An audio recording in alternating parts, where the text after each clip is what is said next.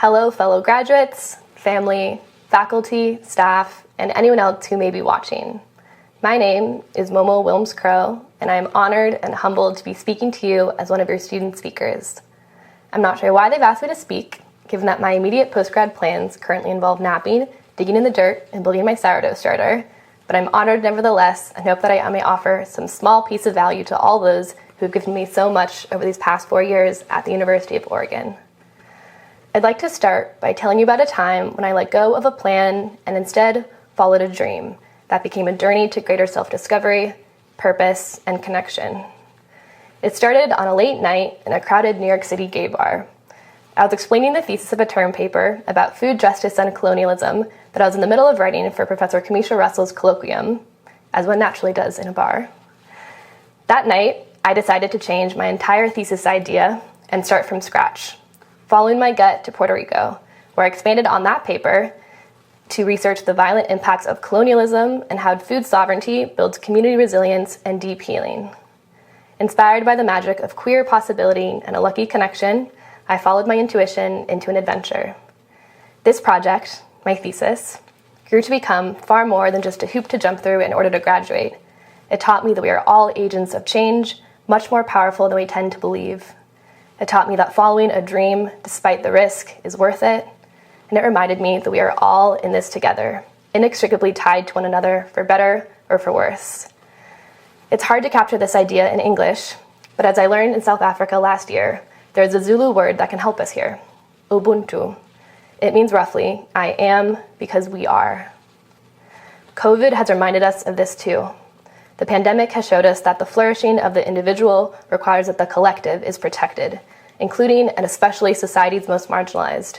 That means the farm workers on strike right at this moment, those incarcerated in our prisons, indigenous communities on reservations, unhoused people sleeping on our streets. We are always in relation, during a pandemic and beyond. Our humanity is bound. Before I sat down to write this, I went on a walk throughout my neighborhood. I saw two friends sitting in a park 6 feet apart, ukuleles in each lap and songs flowing between. I saw my mailman, whose name and smile I finally know after living in my house for 2 years and never having asked before. I saw my neighbor Annie, whose birthday was last week. I met her week 2 of quarantine. She was sitting on her front porch, leaning against her bright red front door, playing You've Got a Friend on Me on her old guitar. I sang with her from the street. I saw my neighbor Monica, who just last week dropped off 2 loaves of bread on my doorstep. I shared them with the soup I'd made with my own neighbors. This is what COVID has given me, what it has given us.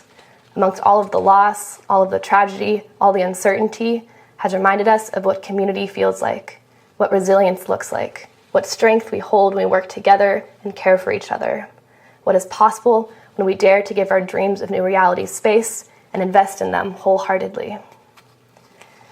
We are living through a moment none of us thought we would be in. I want to make space for the very real grief that we have all been feeling, and maybe now, as you hear this speech through a screen. The pandemic has come with losses of all sizes, and all of us have lost something. Perhaps loved ones, opportunities, a sense of security, relationships, experiences, plans. Loss is never easy, and my heart goes out to all those who are grieving. But I hope we may recognize that grief also gives us something. It humanizes us. As Adrienne Marie Brown wrote, quote, "Grief shows us what we love and what we most want to protect. It swallows everything extraneous.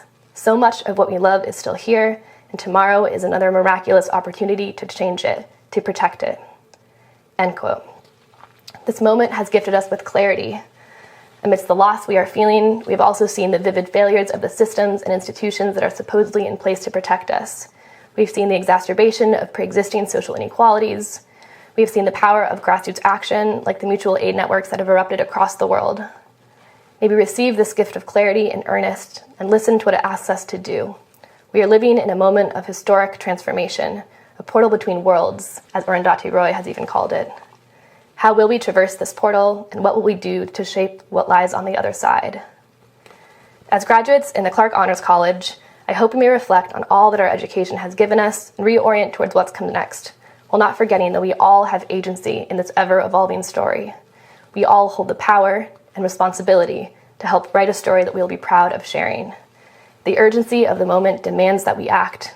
Even before COVID hit, we are facing political polarization, climate catastrophe, mass incarceration, democratic collapse, and ever-rising inequality. In the COVID moment, child care centers are being forced into closing their doors for good, while police departments are getting raises. Essential workers and frontline communities are suffering, while big corporations are getting bailouts. The circumstances are dire, the stakes are high, and our collective survival is on the line. Graduating at this moment in this world's history, where so much remains unknown, is not easy nor without pressure. But here we are. While the unknown might be frightening, I believe it brings with it a widened spectrum of opportunities. The more questions we hold, the more answers we can find. The more we dare to ask, the more we may discover. I see hope in this because I believe the worst thing to come from this pandemic would be to return to normal when the status quo was clearly not working. But another world is possible. Nothing is inevitable. If we only dare to let go of what was and lean into what could be. Like that night in New York City, we must be brave enough to trust in our vision and embrace the unknown, knowing that it's okay to be a little lost, and we must not hold all the answers by ourselves. Rebecca Solnit, writing about the pandemic, described it as a soup of liminal uncertainty. Quote, "When a caterpillar enters its chrysalis, it dissolves itself quite literally into liquid. In this state, what was a caterpillar and what will be a butterfly is neither one nor the other. It is a sort of living soup." End quote. As graduates in 2020, we are in a soup within a soup. But let us not forget that we are navigating this soup in community. We are not graduating alone, but connected to many outside of us who have made this great achievement possible. From our ancestors, to our families, to our friends, to our professors, to everybody and everything that has nurtured us and nourished us. Our journey is part of a collective. As we humbly listen to the voices of possibility outside ourselves, I hope we also dare to speak and to act.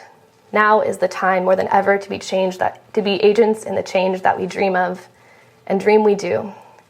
I've been in the habit recently of asking my friends what world they believe in, knowing that speaking our visions is one step closer to realizing them. One friend said, "I believe in a world where everybody's health is a priority." Another, where I can wear what I want without being misgendered. Another, where every child is loved and safe.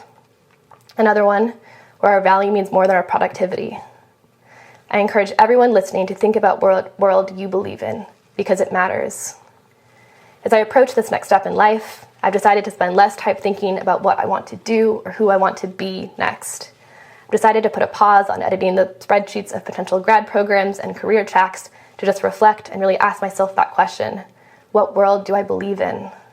I trust that my answer will guide my actions appropriately. I want to leave you at the edge of a garden. It's springtime after all. Without knowing what the coming season will bring, what seeds will we choose to plant in this garden that is our collective future? What dreams will we put out into the universe, and how will we take action to nourish those ideas, those seedlings, into reality? I believe in our dreams, and I hope you do too. So as we enter this next stage in our lives, may we dream big, trust generously, connect authentically, show up honestly, care deeply, and love fiercely. Our garden is waiting.